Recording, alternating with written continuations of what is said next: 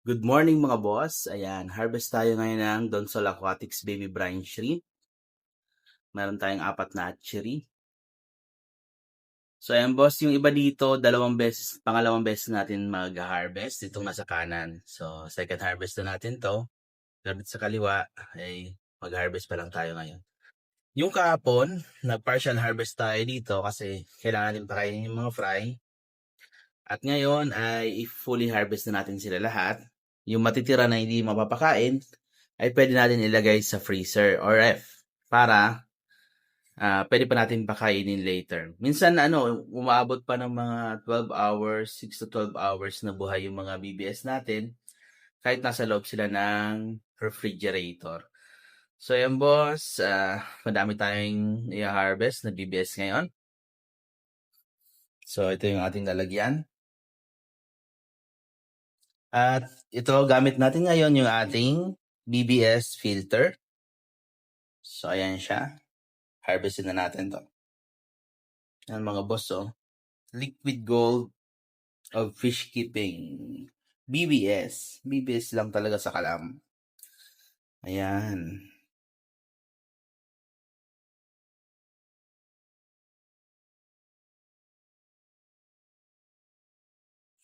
Ang ating BBS. Ay mag-focus Yun.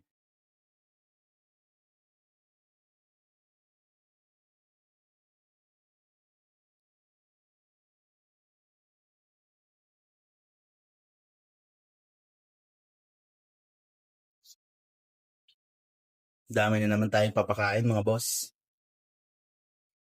So, isang ano pa lang yan, boss, isang hatchery pa lang yan. Pero ganyan ang kadami yung BBS na nakukuha niya. Yung mga eggshell, nandun sila sa taas na iiwan. So, ma-harvest lang natin ay yung mga baby brine shrimp.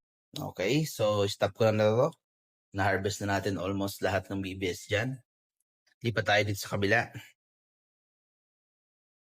Okay, harvest ulit tayo ng BBS. Yan, yun. Almost paubos na to. So, marami na yung na-hatch dito kahapon. Yan, pero meron pa rin sa kanyang yung mga natira na iwan na hatch ngayong araw. So, yun. So, ganyan lang tayo, boss, mag-harvest ng BBS. Papatayin natin yung aeration, oxygen, supply ng ating hatchery.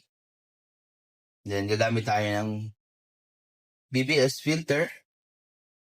Yan, fine mesh para ma-harvest natin yung ating mga baby brine shrimp. So, tingnan nyo naman kung gaano kadami yung na-harvest natin na baby brine shrimp, mga boss.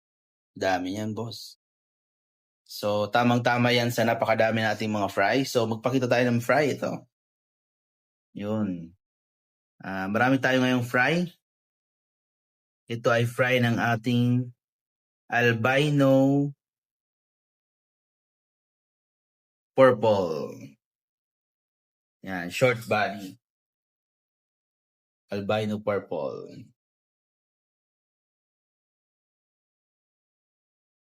Yan mga boss, dami nating BBS. Meron pa tayo dito na i-harvest na dalawa. So, i-harvest na rin natin yan. Ay, puno na pala yung ating lalagyan. So, harvest natin mamaya.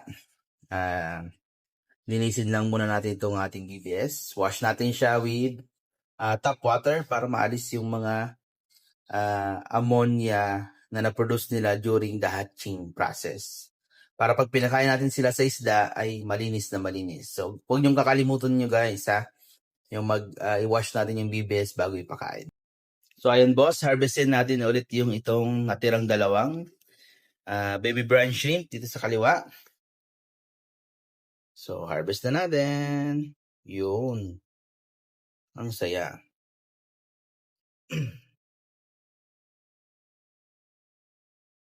Yun. Naubos na agad. Ang bilis. So, yung last natin na hatchery, ito yung hindi pa natin nabawasan kahapon, kaya siya ang pinakamarami na naiwan. Ayan o. So, harvestin na natin yan. Yun.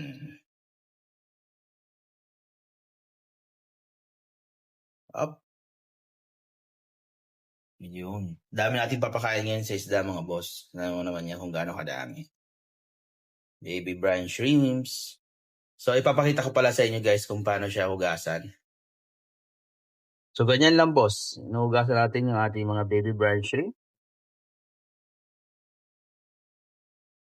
Para malinis na malinis sila bago ipakain sa isda. Saya.